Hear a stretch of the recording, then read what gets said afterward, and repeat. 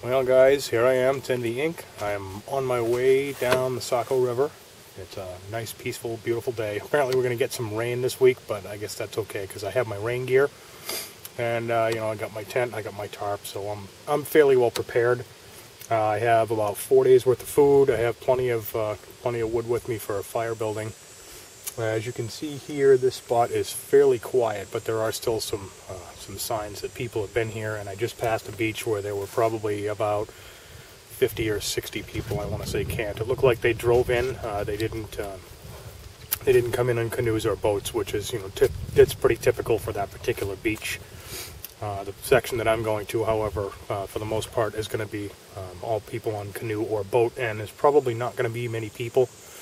With it being after Labor Day weekend, it's probably going to be a reduced amount of people out here, but that's perfectly fine with me. I honestly prefer it without crowds. I kind of like to be alone. And anyway, just wanted to check in with you guys, and hope you're out in the world having great adventures. I'll talk to you soon. Hey guys, I'm back, and we are now past the free camping area, and we're into the zone that I like, which is the free camping area. That doesn't cost anything.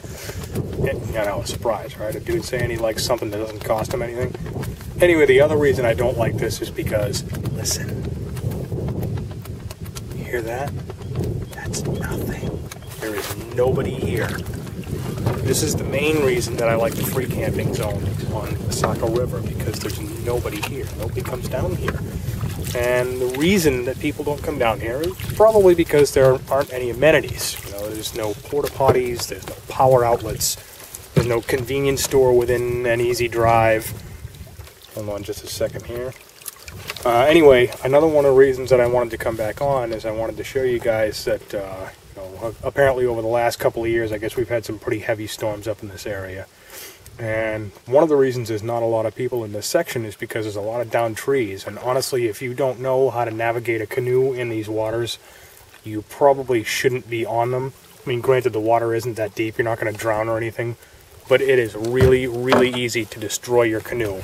Just put a hole right through the bottom of it, and then you're screwed because you're on the river in the middle of nowhere. If you want to look at what I'm talking about, you can see over here we got a whole bunch of downed trees and some more there. And if you'll excuse me for a sec, I have to navigate just a little bit here, which is a little bit more difficult with the camera held here, but I can probably manage it. Anyway, like I said, I like coming to this area because there isn't anybody here. It's quiet, it's peaceful. I can just be alone, me and my stuff, and I can just, kind of chill out, get back to the outdoors, get back to just, living life and making memories, trying out all kinds of new things. And I'm hoping to take you guys along for the ride, and I hope that you enjoy that, and I hope that you appreciate it. So anyway, I'm going to get back to rolling down here and trying to find myself a camping spot. Probably going to go about another half hour or so, and find myself a spot and just park myself on a beach. But I just wanted to check back in with you guys, and hope that you're all having a great day, and I'll talk to you soon.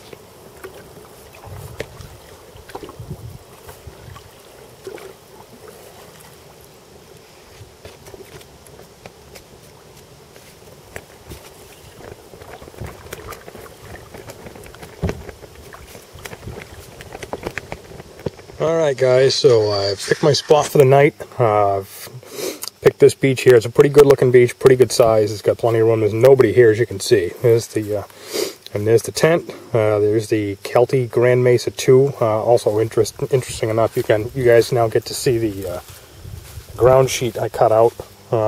Like I said before in another video, I would recommend that you guys cut out your own ground sheet, just because you can see here I've got the extra material, and that will go underneath the vestibule when I put the rain fly on. We are expecting rain most of the week from what I understand, so I'm going to be putting the rain fly on it, obviously, because otherwise I'd be soaked.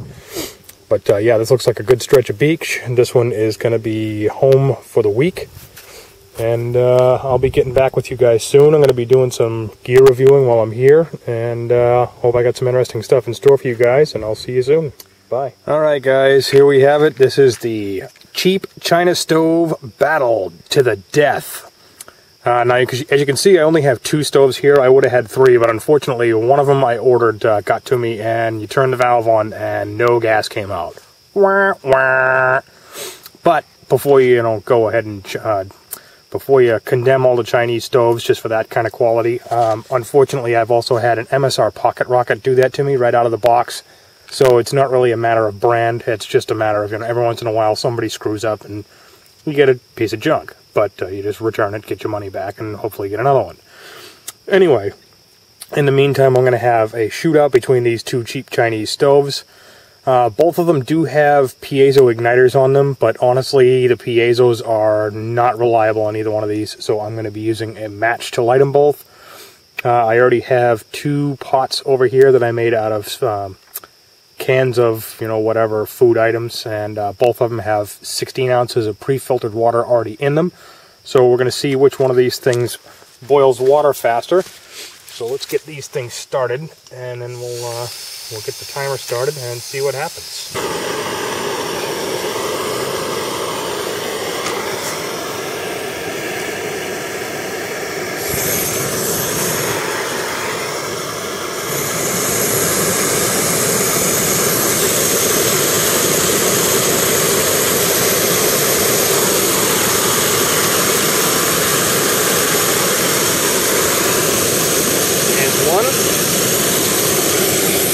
There's 2.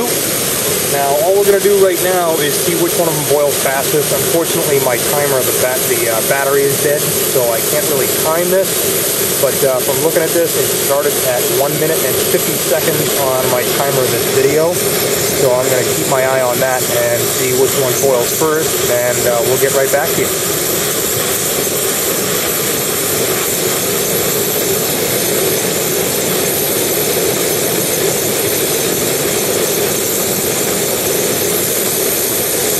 Now, in the meantime, while I have you guys' rapt attention, I can also talk about some other stuff that I got going on here. You see on the bottom one on the right here, I have a little pot stand, or should I say a canister stand. I honestly cannot recommend these things highly enough. These things are unbelievable. They will, if you're in any kind of inclement conditions and you got any kind of wind, or if you're on an unstable platform, that thing can just really help to stabilize your pot and keep it from falling over. So, I mean, that may be a factor. That's, I doubt it's going to be a factor in the amount of time that it takes for the water to boil. The other thing you'll notice that I got, obviously I like cheap stuff, so that's why this one over here, this pot was made out of a can of Chudoroso tomato sauce when I made some spaghetti sauce at the house. And also, as you can see on the top right here, that is a ceramic knob that I bought at Home Depot for I think it was $1.65 or something like that. I like the ceramic because, it keeps you from burning your hands. Anyway, on the pot on the left here, this one was a can of Bush's baked beans, and I'm telling you what, guys, man, those things are good. Those things are awesome. Let's take a look here. We're at about probably close to 2 minutes on both of them, so let's see what we got going on so far. I can get that lid off. Yeah, we definitely got some bubbling going on. We're nowhere near a boil yet, but we got some bubbling going on. Hold on a sec, I'll be right back. I gotta grab a pair of gloves to lift the lid off the other one.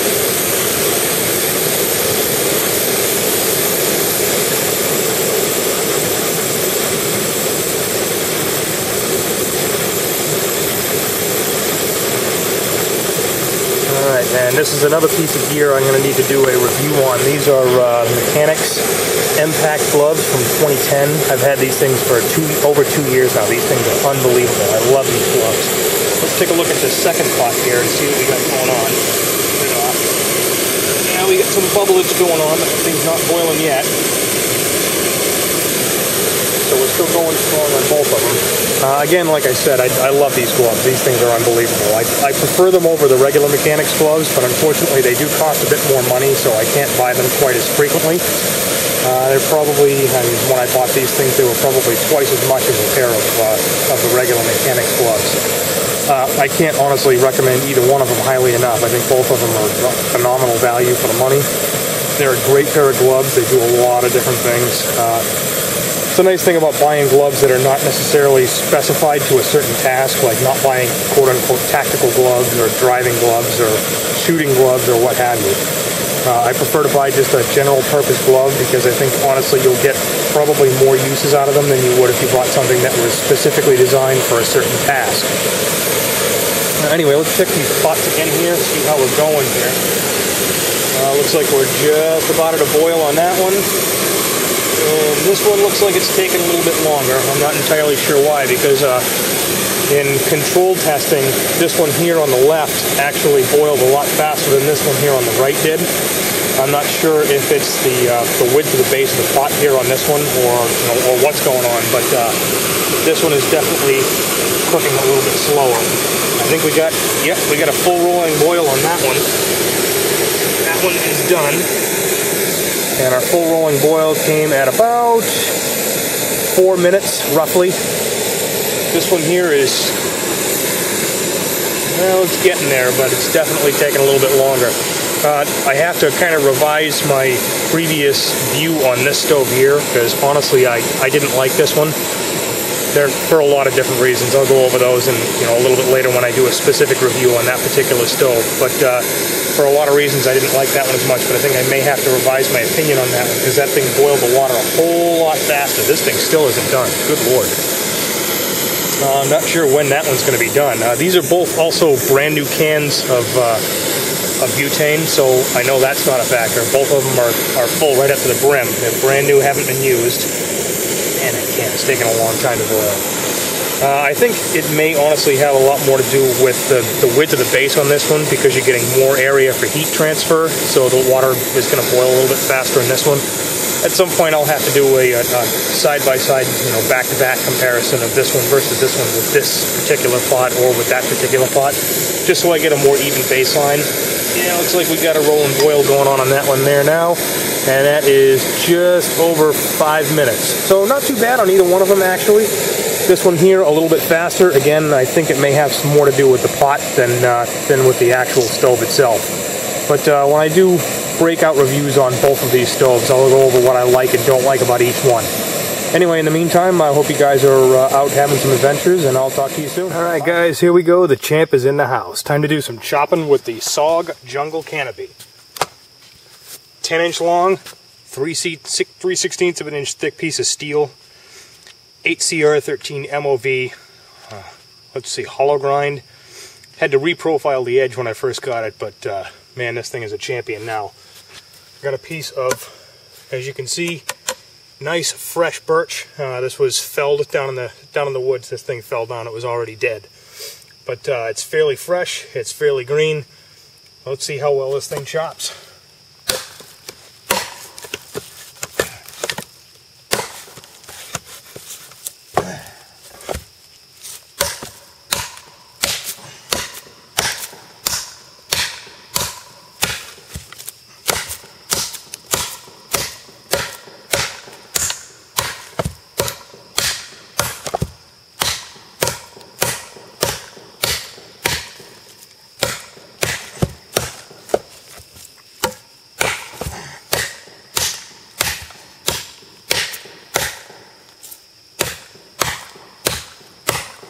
That's a knot right there, guys.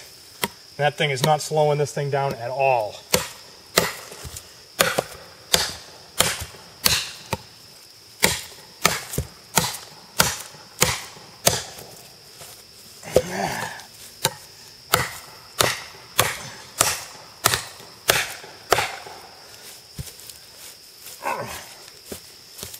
Man, that thing buries deep.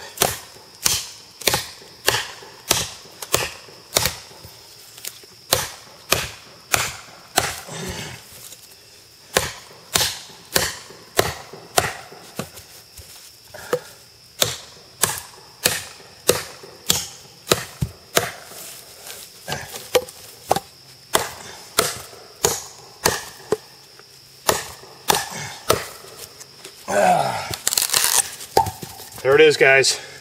SOG Jungle Canopy. Alright guys, let's see how well this SOG Jungle Canopy batons. Got a good piece of wood here. Got a nice baton. Just finished cutting this thing out. Let's see what we can do with this sucker. As you can see, it's a nice big knot down there at the bottom. Let's see if that slows it down at all.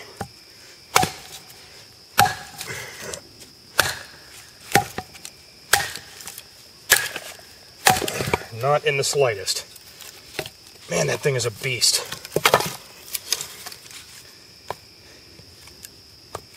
Let's go right straight through that knot.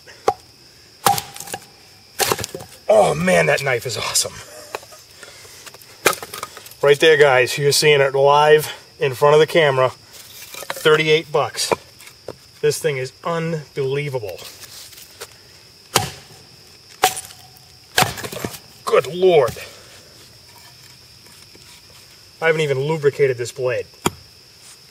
No WD-40, no bar and chain oil, nothing. And this thing is just blasting through that wood like it's not even there. Like a hot knife through butter. I'm telling you guys, if you're looking for value in a knife, in a big survival knife, you'd be hard-pressed to find a better value than this thing. Because I'm telling you what, this thing delivers every time. Man, what a monster. Get yourself a decent baton, and nothing's going to stop this knife. Look at that. Live in front of the camera, guys. You see the footage, go buy the knife. Alright guys, just for gas, I'm going to see how well the MTech Moray does as a baton, or as a batoning knife. Let's see what we got here. I'm really not expecting much, but I got to give it a fair shake, so let's see how well we do.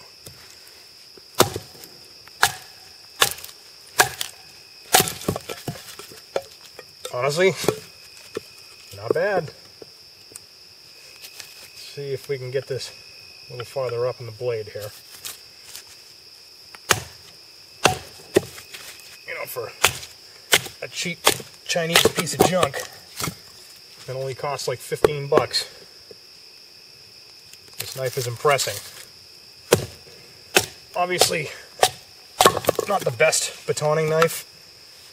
That Ridgeback just isn't, it's going to beat the wood up. You know, so this obviously isn't meant as a survival knife. It's not intended for that kind of functionality.